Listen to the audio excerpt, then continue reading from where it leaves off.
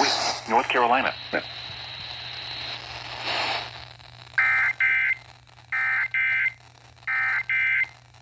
Demand that every...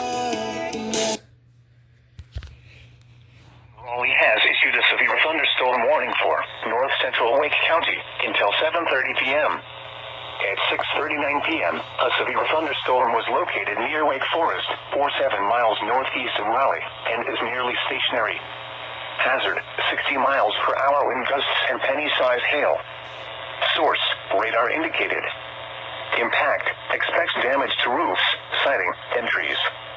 Locations impacted include Raleigh, Wake Forest, Falls Lake Boat Ramp, and Falls Lake. For your protection, move to an interior room on the lowest floor of a building. Repeating, a severe thunderstorm warning has been issued until 7:30 p.m. for the following county: Wake, North Carolina.